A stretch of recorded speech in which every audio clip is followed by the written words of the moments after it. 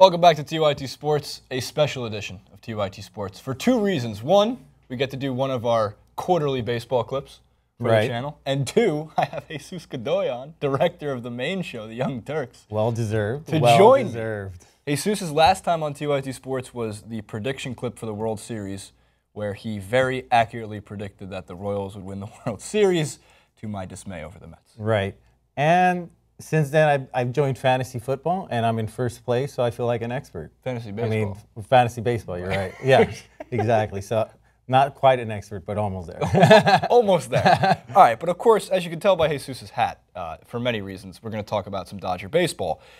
For one being, the injuries that have impacted the team have now begun to cause, or you would think cause concern, right? So CLAYTON KERSHAW, 60-pitch game simulated on Saturday, and his back didn't feel great was the quote, and they are now going to be cautious, we would think. Which makes sense. Alex Wood to the DL, Hyun-Jin Ryu with another setback, although when Hyun-Jin Ryu does pitch, he shows so much promise. He could stay healthy. That's a solid number 2. Yes. And in some rotations, a number 1. But the health concerns obviously have been an issue for the last 3 years. Right.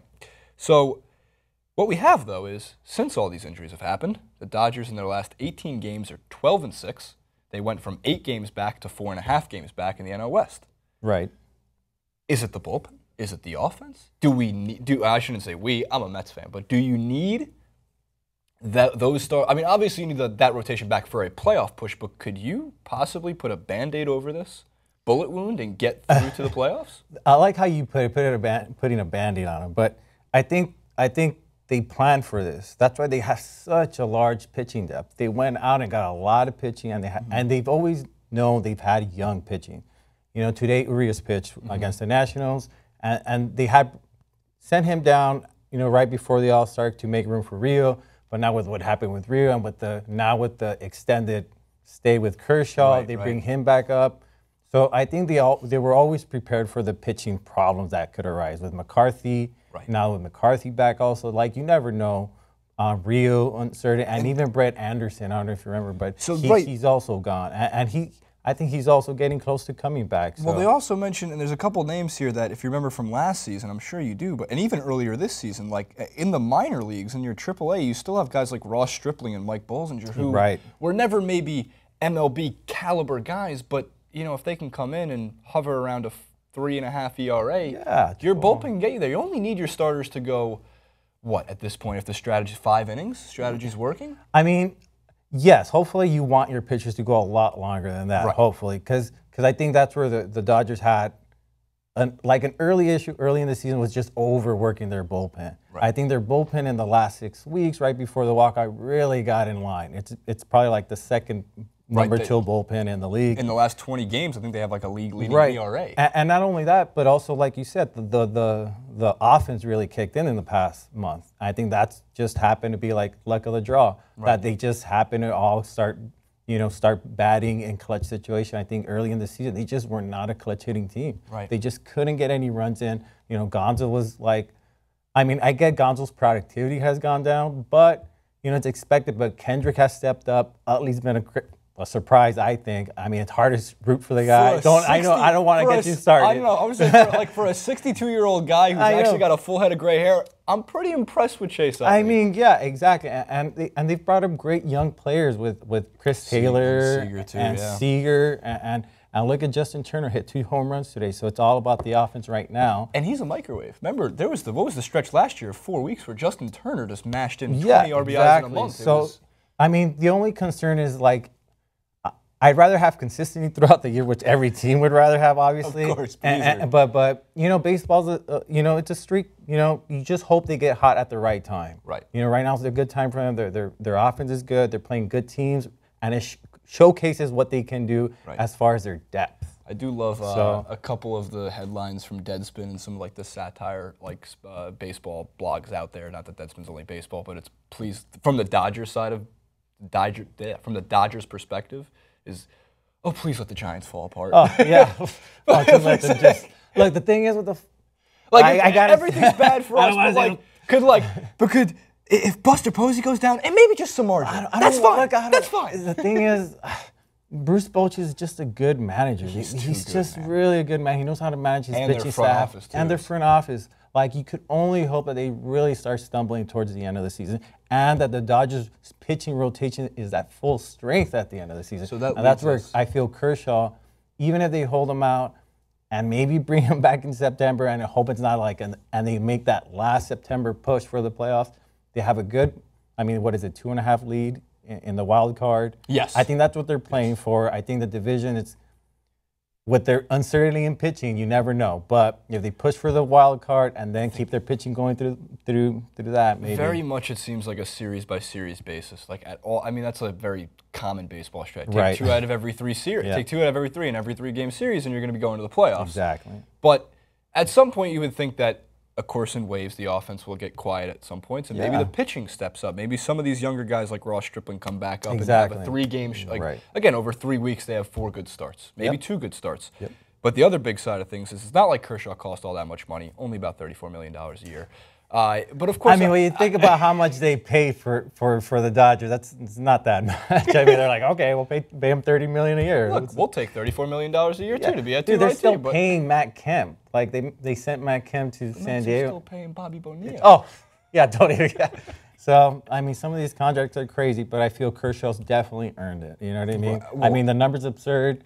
I agree, but he still might win the Cy Young even if he doesn't pitch the rest of the season. He could buy a Cy Young, bro. He gave the amount of walks he's given up was something like less than, I don't know, it was historical. I'll actually find 4 walks or something. At one point he had 95 strikeouts to 5 walks, which like a K to walk ratio doesn't even register in Baseball Reference.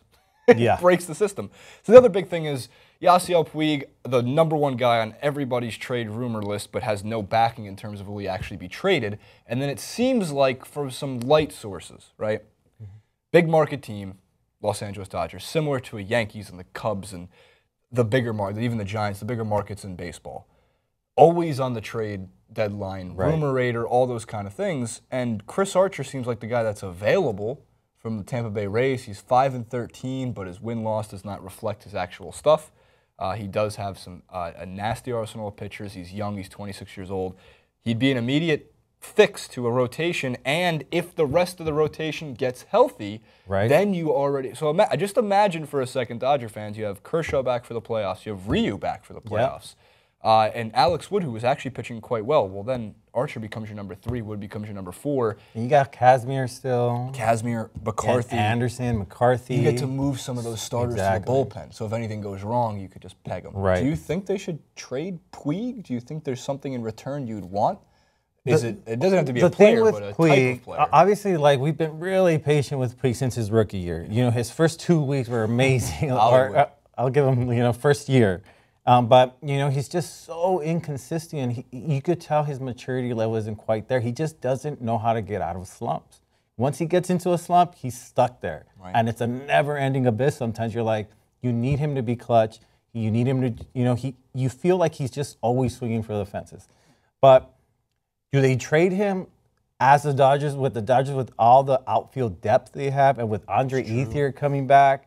They have a lot of great young players.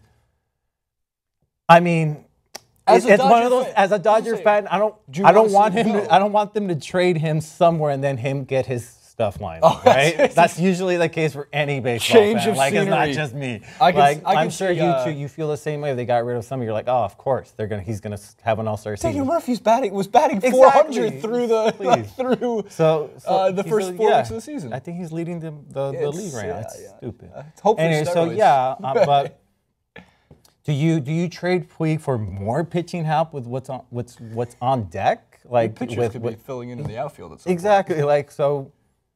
I don't know. Like, the Dodgers have the flexibility of having all the cash too. Yeah, that's they don't have to get rid. Exactly, they don't have to get rid of their young players either. Do they get rid of Puig? I don't know. I guess depending if they could get good pitching and probably more bullpen help. I don't know. I think it's one of those things where if you can get like a #2 or #3, a quality pitcher to help the rotation, and somehow maybe like a decent prospect. I mean, because you never know what those guys turn into, so you get an immediate fix and you get a late fix. And Puig, slump or not, teams you would think would be interested.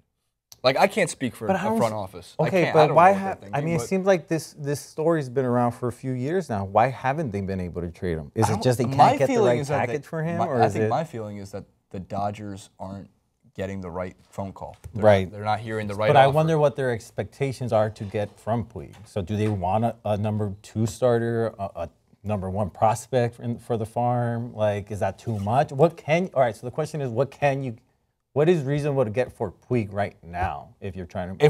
Right this second, if for a slumping Puig, you'd get like another Brandon McCarthy.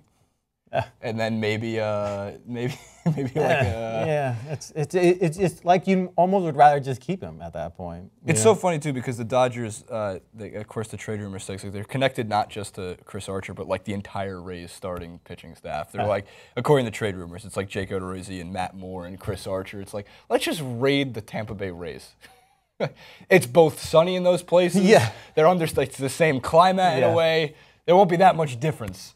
I mean, I guess if they could get, like you're saying, a 2 starter, and this is the push they want to go in that direction this year just to shore up the pitching. And trade Puig. I agree. Like, let's move Puig. Do you have a Puig jersey? I do. Well, not a jersey. It was a shirt. It was a free giveaway shirt, so I hung in there. Took the free giveaway shirt. Yeah. All right. Well, what do you guys think? Should they trade Yasiel Puig? What do the Dodgers do to fix this?